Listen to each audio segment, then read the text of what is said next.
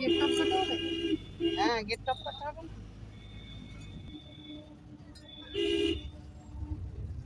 হ্যাঁ, এবার গেটটা টপকাবো না দেখুন।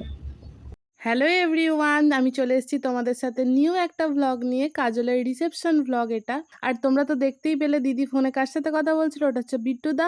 ও আসছে ওর বাড়ি থেকে, মানে ও যাতায়াত করেছিল, বিয়ের দিন এসেছিল অ্যান্ড রিসেপশনের দিন একদম ডাইরেক্ট আমাদের ধনিয়াখালি থেকে এসেছিল। তো দেখতে পাচ্ছ চলে এসেছে। অ্যান্ড এখানে আমার দিদির মুখে হাসিটা জাস্ট দেখো, উফ, নিজের বরকে দেখে আলাদাই হাসি হাসছে। তো আমরা চললাম কাজলদের বাড়ির উদ্দেশ্যে। তো এর আগের কোনো ভিডিও নেই, জাস্ট আমরা যাওয়ার সময় যাওয়ার পথে এই ভিডিওগুলো করেছিলাম আর গিয়ে ওখানে ভিডিও করেছি। এর আগে সবাইকে রেডি করে যখন বেরোচ্ছিলাম সেসব কোনো ভিডিও আমাদের কাছে নেই।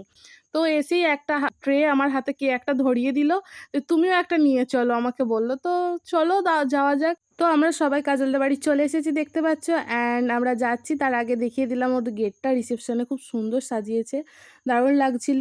তো এরপর আমরা যাচ্ছিলাম, দিদি আমার জন্য দাঁড়িয়েছিল, আমার জন্য আর বিট্টুদার জন্য, বলছে চ চ আগে চ। আমি বলছি তোরা আগে চ, আমি একটু ভিডিও করতে করতে যাই, মানে দেখাই ভিডিওটা।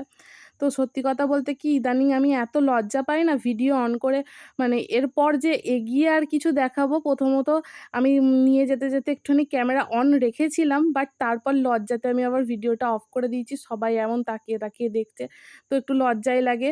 আর আগেতে আমার এতটা কিছু লজ্জা লাগতো না, ইদানিং বড্ড বেশি লজ্জা লাগছে। তো রিসেপশনের দিন নিজেকে অনেকটাই দেখিয়েছিলাম, তো বিয়ের দিন অনেক রাত হয়ে গিয়েছিল আর এইসবের চক্করে আমাদের যেমন ভিডিওটা হয়নি, তেমন রিসেপশনে নিজেকে টুকটাক দেখিয়েছিলাম। আর ওখানে কাজলের ওখানে অনেক সব ভিড় ছিল বলে আগে কাজলের সাথে দেখা না করে ওপরে চলে এসেছিলাম, তত্ত্বগুলো যেখানে রাখা হচ্ছিল ওপরে ওর ঘরে একবার দেখে তারপর আমরা গিয়েছিলাম নিচে।